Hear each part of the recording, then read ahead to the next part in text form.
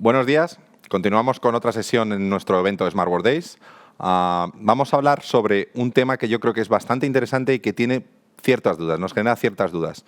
Como podréis saber, llevamos hablando ya unas cuantas sesiones sobre lo que es el tema central de nuestro Smart World Days, que es cómo la digitalización, cómo la transformación va a ayudar a las empresas. Y uno de los temas que nos ayuda mucho en la transformación y que forma parte de esta digitalización es un tema que vamos a abordar ahora mismo y que creemos que es muy interesante dar nuestro punto de vista. Es el tema de las firmas digitales y los diferentes tipos de firmas digitales y cómo la tecnología nos puede ayudar a pasar y de utilizar el papel para determinadas situaciones. Contamos hoy con la presencia de Pablo García, una de las personas, uno de nuestros partners tecnológicos que está trabajando en Servan Biometrics, es Product Manager de Servan Biometrics. Bienvenido y muchas gracias por estar aquí con nosotros.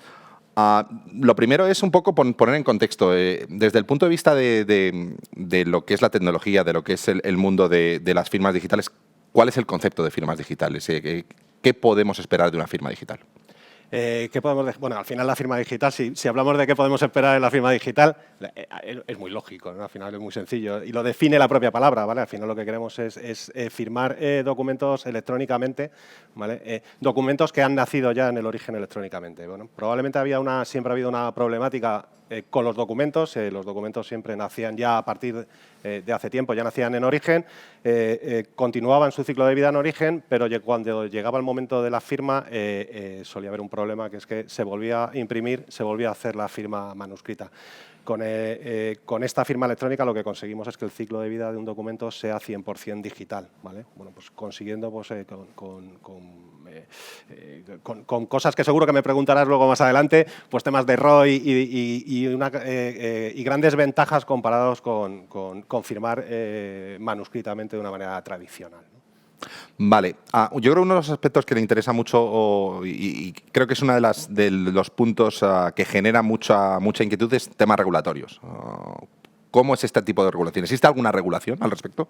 Sí, bueno, realmente lleva habiendo regulación a nivel nacional primero desde hace ya muchos años. Recientemente, del 2016, salió la primera versión de la regulación europea denominada eIDAS, ¿vale? eIDAS, al final, bueno, la nomenclatura de eIDAS es Identidad Digital y Servicios de Confianza, y es aquella regulación que versa sobre todos los tipos de tecnología, de todos los tipos de firma electrónica que puede haber, y habla sobre la regulación jurídica de esas firmas, ¿vale? Permitiendo además, en este caso, que todos los tipos de firma sean únicos para todo el mercado europeo y que además cualquier empresa que esté certificada por eIDAS y que pertenezca a la Unión Europea pueda proveer esos servicios en cualquiera de los países de la Unión Europea. Que era algo que cuando las regulaciones eran principalmente nacionales, ¿vale? No se podía. Al final había un conglomerado de empresas nacionales que solamente podían emitir certificados o emitir firmas electrónicas para ese país en concreto, ¿no? eIDAS viene a solucionar eso y permitir que podamos enviarnos y compartir documentos electrónicos dentro de los países de la Unión Europea de manera legal. Luego hay otra regulación que no versa tanto sobre temas de firma electrónica, pero sí que hay que tener muy en cuenta, ¿vale? Que es el tema del RGPD, ¿vale? El Reglamento General de Protección de Datos. Porque en algunos casos estamos hablando de datos más o menos sensibles del usuario, ¿vale? Del firmante. Hay firmas que son biométricas, otras firmas que no son biométricas, firmas electrónicas. Tenemos que tener muy en cuenta temas de protección de datos y este RGPD, ¿vale? También es una regulación europea cuanto a protección de datos. Vale, eIDAS hasta lo que entendemos por eIDAS es un marco regulatorio más que una ley y de alguna manera lo que nos indica es qué tipo de firmas hay. ¿Qué tipo de firmas se comenta en este reglamento europeo? Que yo creo que es muy interesante. El reglamento europeo define 3 tipos de firma que ya se definían en la regulación nacional, ¿vale? Así que bueno, hay un cierto cambio de nomenclatura, pero más o menos sí que define los mismos tipos de firma que ya estaban definidos en España y del mismo modo. Básicamente son firma simple, firma avanzada y firma cualificada.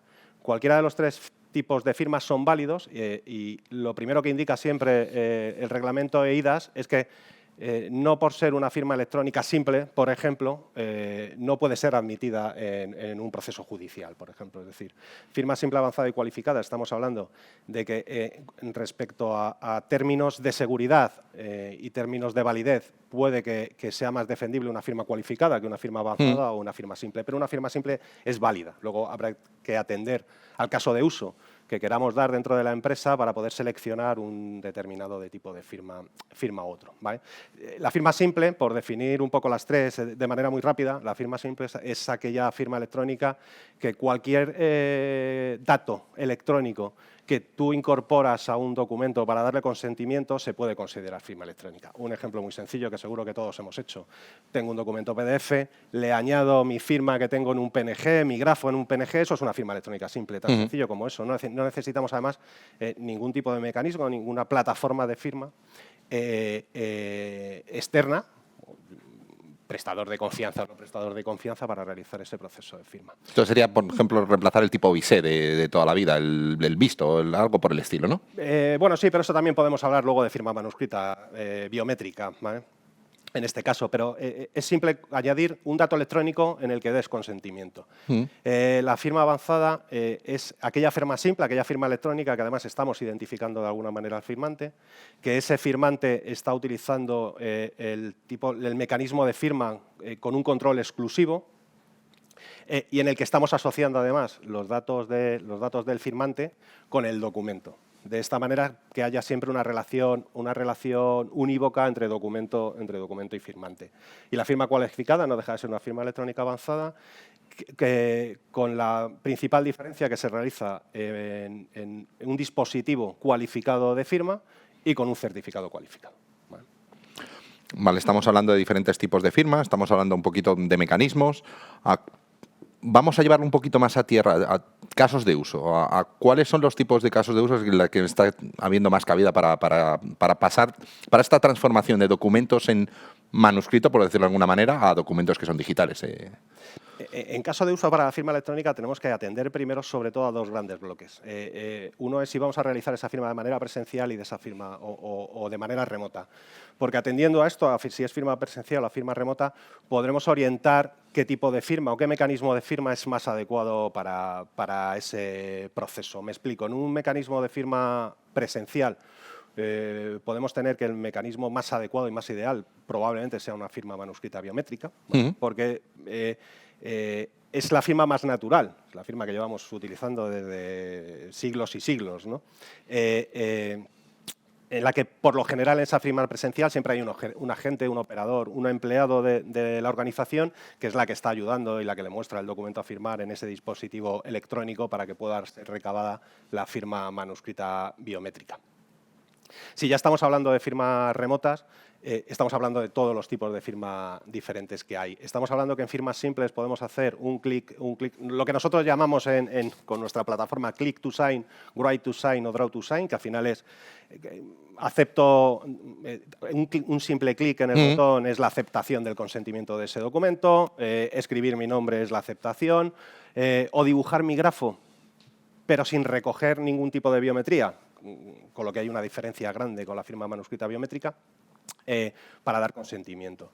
Luego tendríamos también soluciones de firma electrónica avanzada, como puede ser la firma por voz, por ejemplo, bueno, en el que hacemos una firma remota, pero en un canal telefónico, y una firma por OTP. Podríamos considerar la firma por OTP también firma electrónica avanzada, porque en España, por lo general, cuando adquieres un teléfono ya te estás identificando. Pero bueno, ahí hay ciertas lagunas todavía jurídicas.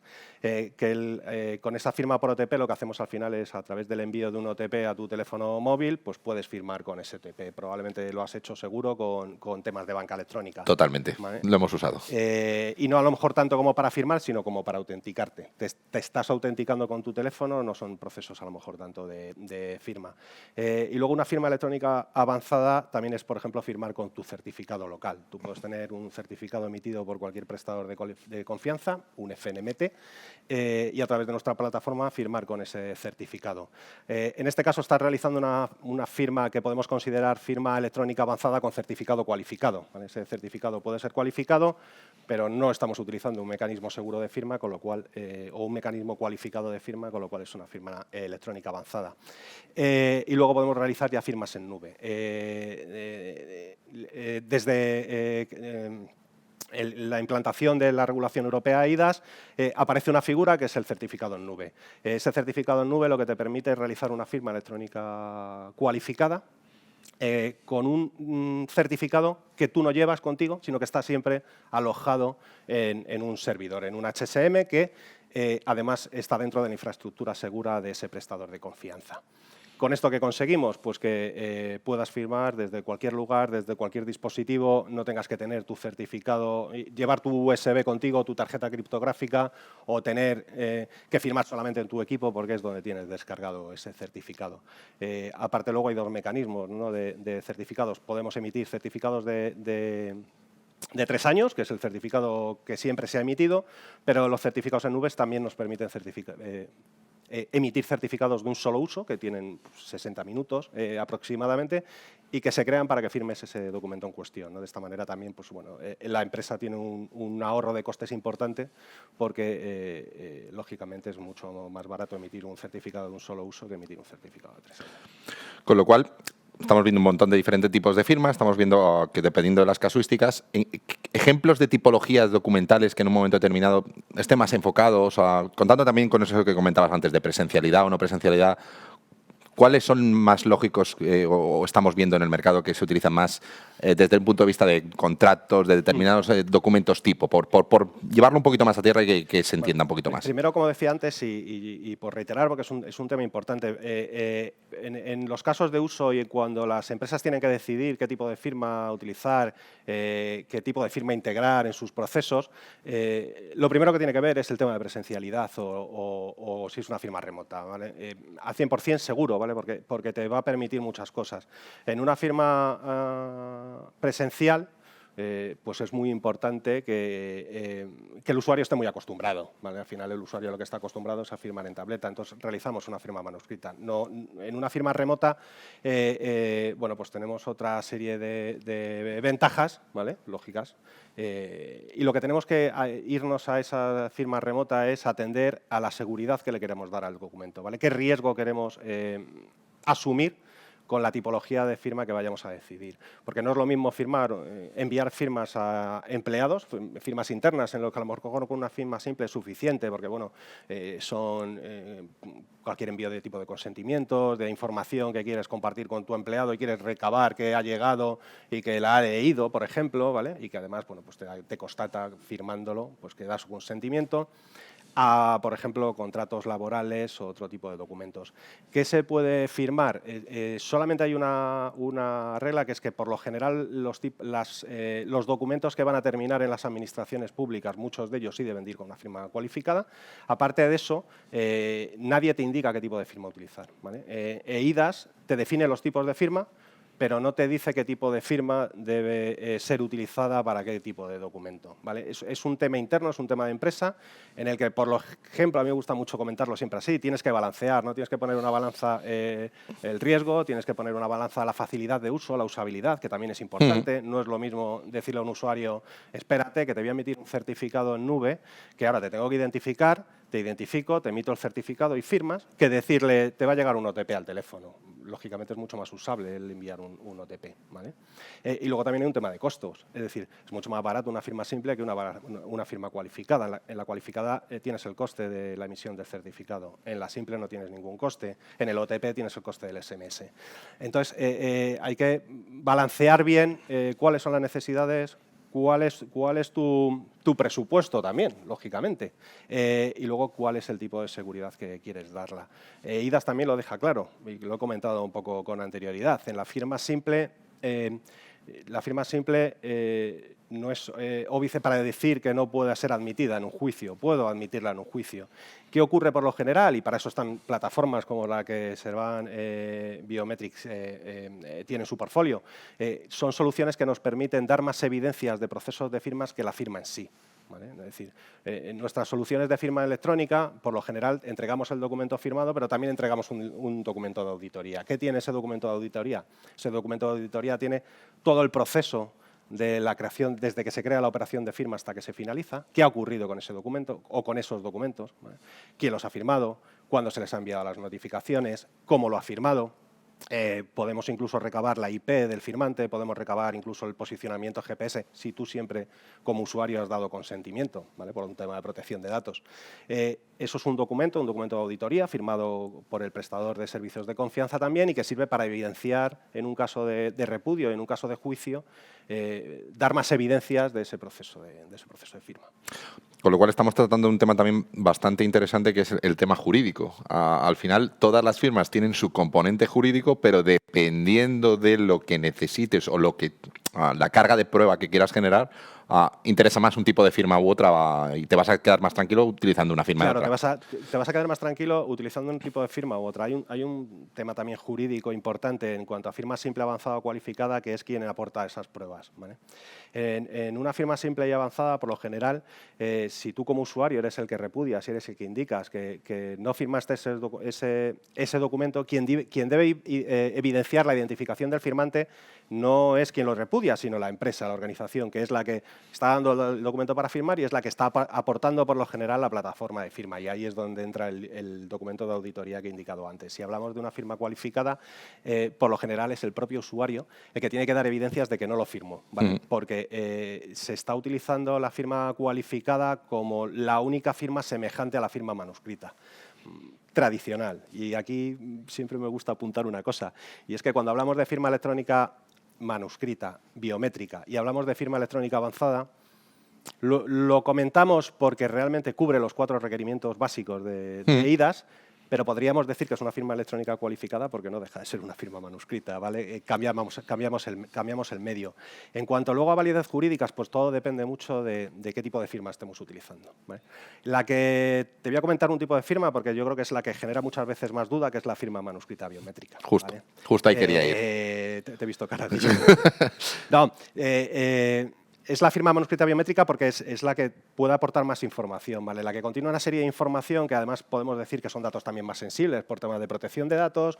Bueno, conlleva una serie de características un poco más relevantes para hablar de temas jurídicos sobre ella, ¿vale? Cuando hablábamos un poco de IDAS y decíamos, no, pues la firma electrónica avanzada tiene que identificar al firmante.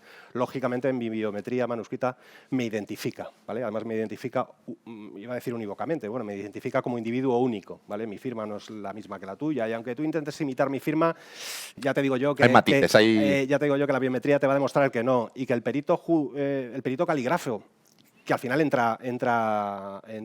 no es un individuo, no es una pieza que estemos quitando con la firma manuscrita biométrica, ni mucho menos, sigue siendo importante. Tiene otros mecanismos para comprobar. Lo único que ocurre es que le aportamos una ayuda y le aportamos otros mecanismos para tal, ¿vale? No, se va a constatar que por mucho que intentes imitar la firma, pues no es la tuya.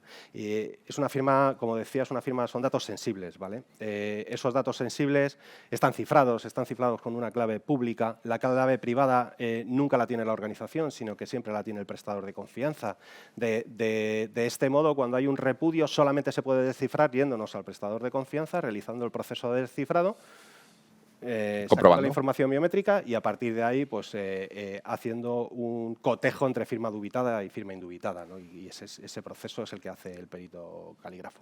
Y luego además estamos asociando esa biometría al hash, al resumen del documento, ¿vale? De esta manera siempre estamos uniendo, por así decirlo, el documento con la firma, es decir, los estamos haciendo inseparables. Esa firma no puede ser incorporada en otro documento porque son hashes diferentes, ¿vale? Luego, aparte, pero bueno, eso es un mecanismo de la firma digital, también la firma digital lo que hace en la mayoría de las ocasiones es que cualquier cambio posterior del documento rompe la firma digital, con lo cual, bueno, pues hay unos temas ahí de seguridad y de validez jurídica / como quieras decir, técnico, ¿vale? Y una pregunta adicional a esto, el tema de la firma manuscrita en biometría, es otro que nos encontramos muchas veces cuando abordamos proyectos de este estilo, que es la firma en un móvil y la firma en una tablet. ¿Cuándo se puede, cuándo no se puede? Vale. La pregunta está muy bien y la respuesta siempre es muy sencilla. El dispositivo tiene que capturar presión, ¿vale? Es el único elemento necesario para poder capturar biometría. Una biometría fuerte. Sí. con un dispositivo que no captura presión podemos capturar biometrías, podemos capturar aceleraciones, podemos capturar velocidades de la firma. Bueno, a lo mejor podemos capturar cierta presión muy pequeña, pues dependiendo de cuánta superficie estemos tocando con el dedo, con ese pencil que no captura presión. Pero el dato importante siempre es la presión, ¿vale? Al final la biometría es muy sencillo lo que se está guardando. Estamos guardando posición X, posición Y, tiempo y presión. Y con eso, a partir de eso, bueno, se calculan el resto de parámetros. Hay dispositivos en el mercado que son compatibles, que capturan presión, menos de los que a mí como fabricante de software me gustaría, pero bueno, existen casi todos los fabricantes de dispositivos 2 en 1 tipo Windows 10, Windows 11 ahora tienen sus dispositivos, HP, Lenovo, Dell, todos tienen varios dispositivos con los que pueden capturar presión. Android, casi Samsung es el único fabricante porque utiliza una tecnología que es la de Wacom, que bueno, Wacom, sí, conoces un poco, Wacom al final es el mayor fabricante de dispositivos de diseño y de dispositivos también de firma para puesto fijo. Y luego Apple, pues bueno, tiene los dispositivos iPhone y iPad que podríamos utilizar o bien con Apple Pencil o con lápices compatibles también, pues como Wacom, que tiene lápiz compatible. ¿Qué ocurre entonces? Por eso, cuando yo te comentaba, y esto me da pie para decir otra cosa, cuando yo te comentaba lo de la firma presencial, y la firma presencial pues es una firma muy adecuada para una firma manuscrita biométrica y no así tanto para una firma remota, es que claro, una firma remota, si yo te la envío a ti, yo tengo que estar seguro de que tienes un dispositivo de firma. Tienes un dispositivo que capture presión, es muy complicado que un usuario tenga un dispositivo que capture presión, ¿no? Bueno, perfecto, Pablo. Yo creo que al final, aquí podríamos estar mucho tiempo, pero al final se nos está echando el tiempo encima. A lo que sí me gustaría de alguna manera es acabar con dos ideas que se tiene que llevar la gente desde el punto de vista de la firma electrónica y de la tipología diferente de firma electrónica que hay, y que no existe una única para todo, por decirlo de alguna manera, dependiendo de lo que quieras hacer. Hay diferentes opciones. Dos ideas con las que te quedarás tú. Bueno, una inicial es, yo creo que es un poco lo que hemos ido contando yo un poco en esta sesión, que es hay varios tipos de firma y lo que hay que definir es qué tipo de firma se adecua más a mi caso de uso, a mi necesidad. Y eso lo tengo que ver teniendo en cuenta temas de seguridad, teniendo en cuenta temas de validez jurídica sobre el documento a firmar, el riesgo que quiero cometer y el coste, ¿vale? Eso como idea principal que ya hemos comentado. Pero sí que me gustaría hablar de otros conceptos que son muy importantes para la firma electrónica. Uno es el ROI, ¿vale? Uno es el retorno de la inversión. Tenemos un retorno de inversión muy rápido, pero hay costes indirectos como el tiempo de procesamiento de ese documento. ¿A cuánto le lleva a mi trabajador procesar ese documento? Ese documento lo tengo que imprimir, lo tengo que archivar, lo tengo que guardar. Si hay un caso de repudio, lo tengo que buscar. Y esto me lleva a otro punto. Le encontraré, ¿vale? Encontraré ese documento porque a lo mejor no puedo defender esa firma porque no encuentro ni el documento, ¿no? Y luego otro punto muy importante en el que creo que también es importantísimo añadir, ¿no? Que aquí tenemos un croma que es verde y no se ve, pero en este mundo en el que estamos y en el que estamos viendo que hay un calentamiento, que hay un tema de que debemos ser una empresa sostenible y una solución como firmas electrónicas nos ayudan a ello, ¿no? Perfecto, pues nada, hasta aquí nos come el tiempo, no podemos continuar. A mí me encantaría seguir, pero bueno, al final el tiempo es el que es. Muchas gracias, Pablo, por venir aquí a dar a vosotros, vuestro punto de vista y esperemos que las siguientes sesiones os resulten interesantes y esta os haya resultado interesante. Muchas gracias. Gracias.